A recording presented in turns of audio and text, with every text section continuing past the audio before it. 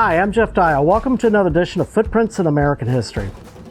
I wanted to ask you a really quick question. If you were a 22-year-old Russian Tsar touring the world and you came to the United States, what would you want to do? You want to do a buffalo hunt, of course. Coming up.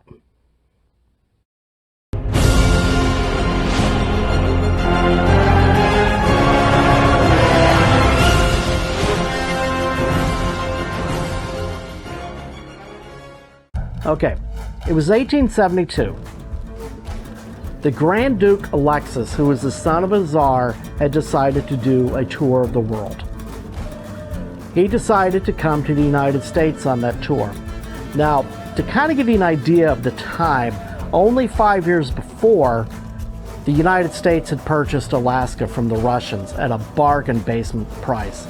So for the U.S., this was a pretty big deal. They wanted to make sure that this Grand Duke Alexis had a pretty good time while he was here in the U.S.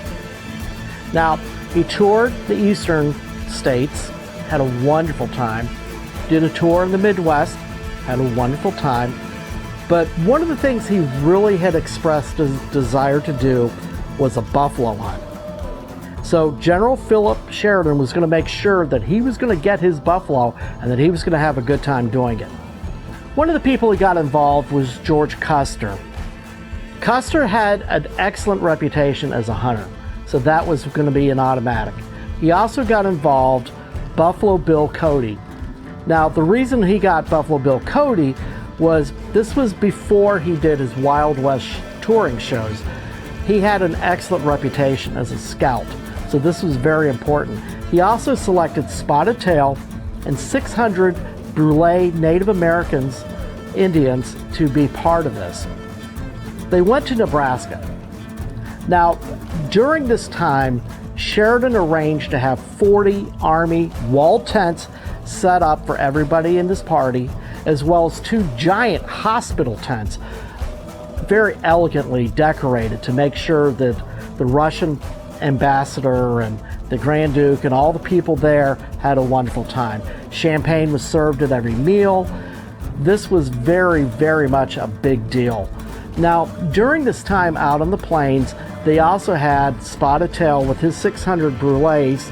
They were about a mile downstream, and they were promised 25 wagon loads of presents. Now, who knows what those presents were, but I'm sure whatever they were, it was something the Brules would have enjoyed having. So they were to be part of this also. Every night they would have, the Indians would do singing and these dances and things like that to entertain the parties there. Now, the first day of the hunt was in January of 1872. You have to remember, this is Nebraska, it's winter. When they went out on this hunt, they had to trudge through snow that was 18 inches deep in some areas. However, the Grand Duke did get, with a revolver, he did get a buffalo, and he did send somebody to North Platte to wire the news to his father that he had his first kill. So this was a big deal to him. Now, the next day they went on a hunt. They didn't have quite as much luck. Now, he did get a couple of buffaloes, but the problem though is that this was at the point where the buffaloes were starting to die out. Overhunting was killing them. And as a result, they did find buffaloes, but it wasn't in anywhere near the numbers that they would have a matter of years before. Now, as they did get some of them, the buffalo herds were thinning out, they were disappearing, they were having trouble keeping up. So, Custer tries to find some of the buffalo. No luck. They try with Buffalo Bill Cody. No luck. So they talk to Spotted Tail, and he says, we'll get you some. So he does. He takes 8 warriors with him, and they find, not only do they find the buffalo, but they drive him into a canyon, and it's an area that's walled in. So there's not really a whole lot of room for these buffaloes to escape. They tell the whites and the Russians to stay up on the hills, and they are going to show them an old-time Indian buffalo hunt. And they had quite a display. This was something very few whites who lived on the prairies had ever witnessed.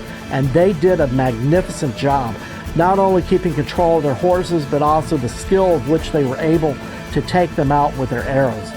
In fact, at the end of the hunt, the Grand Duke found one of these buffaloes that had been killed, and he pulled out the arrow. He took it with him to show his father as a souvenir. During this time, also, Custer and the Grand Duke, now the Grand Duke was only 22 years old. He was a very, very young man. They had become quite good friends. And during this, they were quite the practical jokers. So whenever they had a chance to pull a joke on one of the Russian ambassadors or one of the generals, they did it. And this was quite an ordeal for them, having fun.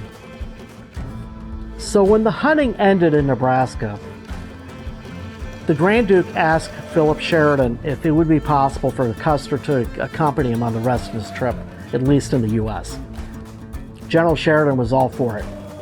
So they ended up in Denver. From Denver, they took the Kansas Pacific Railroad eastward. They had done one more buffalo hunt while they were in Colorado, and then from there they took this train going east. Now, about a year before, the Kansas Pacific Railroad had advertised that you could shoot buffalo from the trains. And that's exactly what happened while they were on the train. Now, Custer had told the Grand Duke about the hunting of buffaloes and how the herds were beginning to thin out. And he told him, you know, if you had been here only a few years later, you probably wouldn't see any at all. But at this point, they're still seeing them even around the tracks. So they did shoot buffaloes while they were on the train.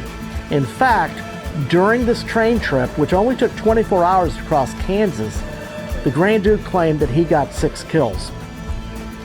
General Sheridan and Custer claimed that they got buffalo also, but it's not recorded how many they got. This is something that you should also understand of how much things were changing. Men felt like gods at this time. You have to understand, just a matter of years before the railroads had come along, it took 10 days to 2 weeks to cross Kansas, and that was in the summer months.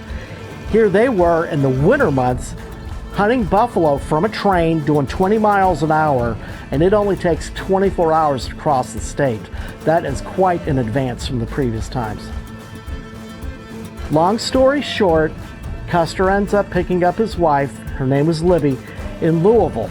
From there they took boats and they took trains back to New Orleans, where he separated, and from there the Grand Duke ended up in Pensacola shortly after that, and he went to Havana. However, for Libby, what her notation was is that Custer tried to tell him about the cities that they passed through, the rivers, the landscape, but for Libby, what her notation was that the Grand Duke seemed more interested in the pretty girls who were on the trains and the boats. Anyway, I hope you enjoyed this edition of Footprints in American History. My name is Jeff Dial. I hope you'll enjoy us. As far as subscribing to the channel, please like and subscribe. Please also share any videos. Ring the bell if you want to have any notifications of future videos. In the meantime, I hope you have a wonderful day, fair winds and following seas.